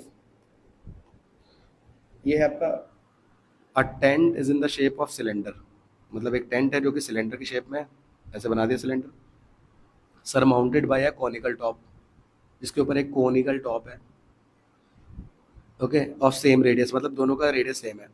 Height and diameter of cylindrical part 2.1 and 4 respectively, मतलब जिसका नाम पहला है वो है 2.1, तो हाइट का नाम पहला था तो हाइट है 2.1 और रेडियस है 4, मतलब डायमीटर है 4, सॉरी डायमीटर है 4, तो डी अगर 4 है तो रेडियस इसका आधा होता है, तो ये जाएगा 2, तो ये जाएगा 2, ओके, रेडियस हो गया 2। रिस्पेक्टिवली का मतलब जो पहला है वो पहले, जो बाद में है वो बाद में, ठीक है।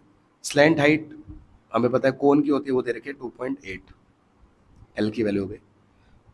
Find the area of canvas making this tent, okay, and cost of the tent at the rate of ₹500 पर मीटर स्क्वायर, पर मीटर मतलब 1 मीटर स्क्वायर की कॉस्ट है 500 रुपये, ओके।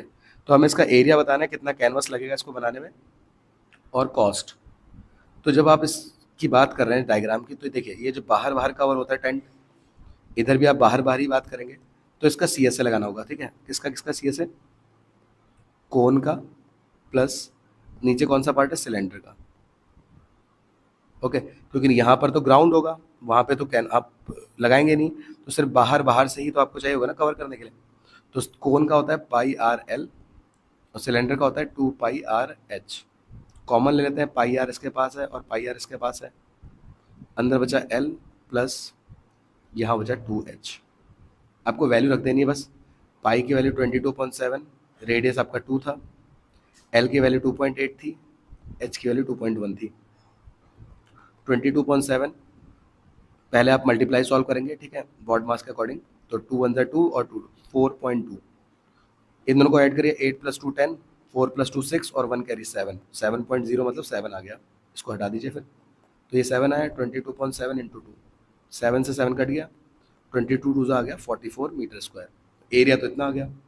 अब रुपए बताने थे, तो 1 मीटर स्क्वायर की कॉस्ट अगर 500 रुपये है, तो 44 मीटर स्क्वायर की कॉस्ट कितनी होगी, उसको 500 से मल्टीप्लाई कर देना है, तो 5 4 20, 5 4 20 + 2 22 और 2 जीरो आगे आ जाएंगे, इतने रुपए इसकी कॉस्ट आ जाएगी, ओके। तो ये क्वेश्चन काफ़ी इजी है, बुक का क्वेश्चन है, अच्छा क्वेश्चन होता है, तो ये इसका आंसर आ जाएगा, ओके। आई होप ये क्लियर होगा। जो भी क्वेश्चन थोड़े से अलग टाइप के हैं ना, उन पे ज़्यादा थोड़ा सा फोकस करिए, ओके, और इनकी तो प्रैक्टिस करते रहिए। तो ये था हमारा डी पार्ट। अब आ जाते हैं लास्ट पार्ट पे, जो कि हमारा केस स्टडी पार्ट है। केस स्टडी में देखिए, केस स्टडी जो थी आपकी, सबसे पहली केस स्टडी थी ये, in a mathematics exhibition being conduct okay a mathematics exhibition is being conducted in your school, one of the friend is making model of the factor tree। तो ये factor tree की बात कर रहा है, आप देख भी सकते हैं। he has some difficulty to ask okay he has some difficulty and ask for your help in completing the quiz for audience। तो अब इस फैक्टर ट्री को आपको कंप्लीट करना है और आंसर बताना है। देखिए फैक्टर ट्री का क्या होता है, आपको पता है कि अगर कोई नंबर है यहाँ पे, तो उसके जो फैक्टर होते हैं वो नीचे आ जाता है ऐसे करके, वो ब्रेक होता रहता है, ओके, जैसे यहाँ पे ब्रेक कर रखा है, तो इसको फैक्टर ट्री बोलते हैं चैप्टर 1 से। तो अब यहाँ पर आपको नीचे इसके फैक्टर दे रखे हैं, अब वो नंबर कैसा आया होगा, तो जब आप इन दोनों को मल्टीप्लाई कर देंगे तो आपको मिल जाएगा ए, क्योंकि वो उसी को तो ब्रेक करके बना है। तो 5 3 ज़ा 15, 5 2 ज़ा 10 + 1 11, 5 8 ज़ा 40 + 1 41, 5 4 ज़ा 20 + 4 24, तो 24115 आ जाएगा ए की वैल्यू। अब यहाँ पर बी जो है, ये आपका बना है 4823 को ब्रेक करके, तो एक नंबर है 371, दूसरा है बी, तो ये जब डिवाइड में जाएगा तो इसको सॉल्व कर देगा, तो ये जाएगा 371। अब इसके अकॉर्डिंग हम इसको निकाल देंगे, ठीक है। तो सॉल्व कर लेते हैं, किस नंबर से कट रहा है, तो हम चेक कर लेते हैं। जैसे कि अगर हम इसको कट करें 7 से, 7 5 ज़ा 35, 7 3 ज़ा 21, यहाँ पे कट करते हैं, 7 6 ज़ा 42 बचे 6, 7 8 ज़ा 56 बचे 6, ये पूरा कैंसिल हो गया, 689, ओके। नेक्स्ट 53 से इसको देखते हैं कितने टाइम्स कट हो रहा है, 53 1 ज़ा 53, यहाँ बचा 5, यहाँ बचा 1 और यहाँ पे 9 है, तो 3 से करता है, 3 3 ज़ा 9, 350, बिल्कुल पूरा कैंसिल हो गया, ठीक है। 19 आ गया, तो 19 टाइम्स कट गया, तो बी की वैल्यू आ गई 19। ऐसे ही सेम 371, 7 और सी में बट रहा है तो 7 डिवाइड में जाएगा, तो 371 के डिवाइड में 7 आया, तो 7 35 बचे 2, 7 3 53। तो सारे नंबर हमारे पास आ चुके हैं, इन्होंने पूछा आंसर, तो ए की वैल्यू पूछी थी, तो ए की वैल्यू आई 24115। ओके, नेक्स्ट बी की वैल्यू पूछी है, तो बी की वैल्यू आई हमारी 19। नेक्स्ट सॉरी 19 ही, यहाँ 3 आया था, ठीक है, क्योंकि यहाँ पे 3 से किया था ना हमने, ये 3 आएगा। ओके, तो 3 आएगा, यहाँ मैंने 9 लिख दिया था, यहाँ 3 आ जाएगा। नेक्स्ट में आपसे कहा था यहाँ पे 13 आप कर लीजिएगा, 13। नेक्स्ट में सी की वैल्यू, तो सी की वैल्यू आपकी है ये है 53, तो सी की वैल्यू आ गई 53। ओके, सिंपली आपने सॉल्व कर दिया। अब फैक्टर पूछ रखे हैं 24115 के थर्ड पार्ट में, इन दोनों में से कोई एक करना था, यहाँ पे थर्ड पार्ट में, तो इसके फैक्टर बना देंगे। 5 आपको पता ही ऊपर यूज़ हुआ है, तो 5 से तो आना ही है, लास्ट डिजिट है। 5 4 ज़ा 20, 4 बचा, 5 8 ज़ा 1 बचा, 5 2 ज़ा 1 बचा, 5 3 ज़ा। अब उसके बाद 4 8 3 2 3 आया, तो फिर देखिए इसके फैक्टर यहाँ से बन रहे थे, तो यहाँ से आप आइडिया ले सकते हैं क्या आया था, बी की वैल्यू 13 आई थी, 13 ले लीजिए, आइडियाज़ यहीं से मिल जाएंगे ऊपर से। 13 3 ज़ा 39, बचे कितने 9, 13 7 ज़ा 91, बचा 1, 13 1 ज़ा, फिर देखिए 371 आया, तो 7 से आइडिया मिल गया, 7 से कट कर लेते हैं, 7 5 ज़ा 7 3 ज़ा, और 53 का तो यही होता है। तो जो फैक्टर आए वो क्या है, 5 7 13 53 आ गया आंसर। ओके, तो इस तरीके से इसको सॉल्व कर देना है। ओके, बस ध्यान रहे यहाँ पे 13 आया था। ओके, 53 इंटू 13 करेंगे तो आपको 689 मिलेगा। नेक्स्ट आगे जाते हैं, नेक्स्ट क्वेश्चन में। नेक्स्ट जो हमारी केस स्टडी है वो है ये, in a charming village there is a street called Maplewood Avenue where the houses are numbered from 1 to 49.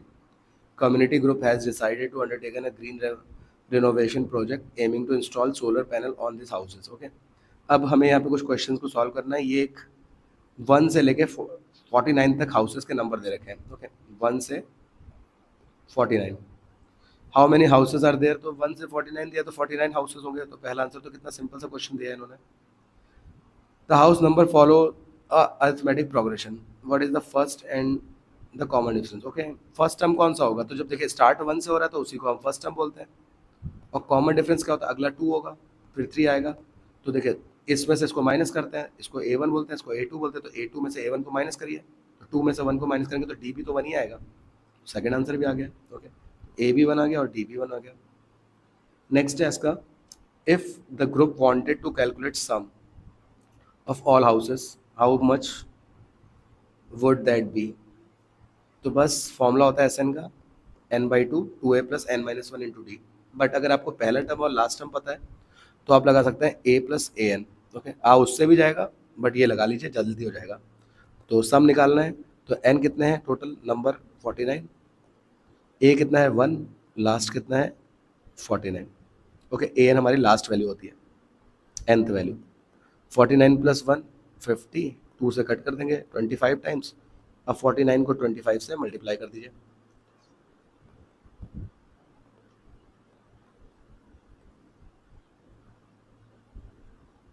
तो जगह 1225। ओके, तो आपका आंसर आ गया 1225। सिंपली ये इसका आंसर हो चुका है। अब इसमें नेक्स्ट वाला पार्ट है, नेक्स्ट पार्ट और वाला पार्ट है।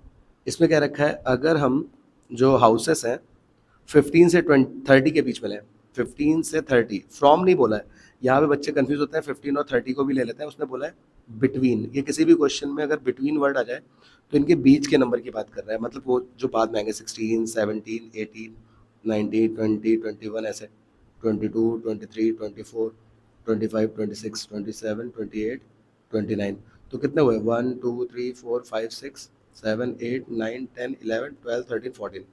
ओके, तो यहाँ पर नंबर जो है 14 है, ना कि आप सीधे इसको माइनस करके सॉल्व करने लग गए। ठीक है, तो इसमें क्या करते हैं, जब बिटवीन वाला क्वेश्चन आता है तो 13 में से जो 30 है उसमें से 15 को माइनस किया, कितना है 15। ओके, और फिर एक और माइनस किया जाता है। ओके, और जब फ्रॉम वाला क्वेश्चन आता है तो कैसे निकालते हैं, 49 में से 1 को माइनस करा, कितना है 48, फिर उसमें +1 किया जाता है। तो वो तो डायरेक्टली दिख रहा था, तो प्रॉब्लम नहीं है। फ्रॉम में तो आपको डायरेक्ट पता है, लेकिन इसका ध्यान रहे, ओके। बिटवीन वाले में एक माइनस किया जाता है, तो 14 आएगा। फॉर्मूला हमारे पास है SN बराबर n/2 a। इस बार शुरुआत 15 से, मतलब 15 के बाद कौन सा नंबर आएगा? 16। तो शुरुआत 16 से होगी, और लास्ट में कौन आएगा? 29 आएगा बीच, ठीक है।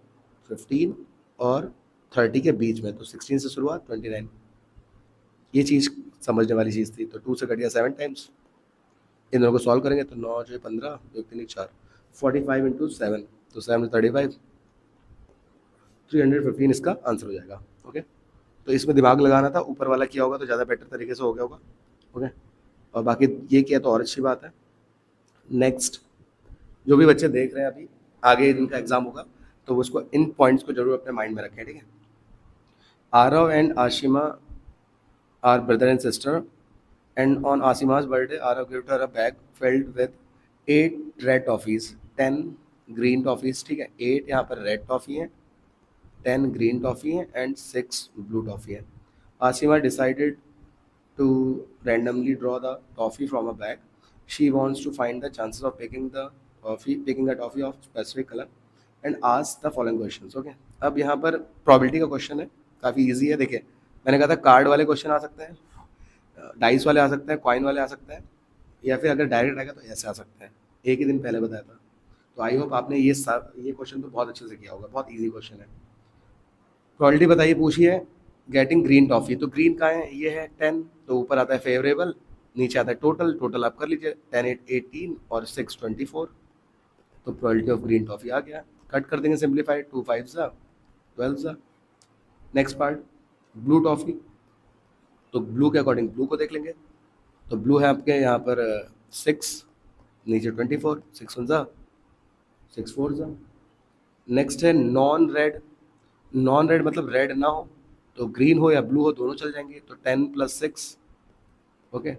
नॉन रेड में रेड को छोड़ के, तो वो है हमारी ब्लू और ग्रीन। तो नीचे 24, ये हो गया 16/24, 8 2 8 3। और लास्ट में है गेटिंग रेड और अ ग्रीन। और में हमेशा बताया मैंने ऐड करते हैं, तो रेड और ग्रीन। तो रेड आपका है 8, ग्रीन है आपका 10, ओके। तो 10 है 18/24, कट कर दिए, 2 9 2 12, 3 से कटा, 3 3 3 4, 3/4 आ गया। तो ये था आपका फुल सॉल्यूशन, और MCQs ऑलरेडी कर दिए थे, ये इसका बाद का था। तो आप अपने आंसर्स मिला लीजिए, और बाकी और बच्चे इन क्वेश्चंस को जरूर कर लीजिए अपने आप खुद से, फिर यहाँ से आंसर्स को चेक कर लीजिए, ओके। मिलते हैं नेक्स्ट पेपर में और नेक्स्ट इंपॉर्टेंट चैप्टर या क्वेश्चन के साथ। तब तक के लिए take care, bye bye and all the best.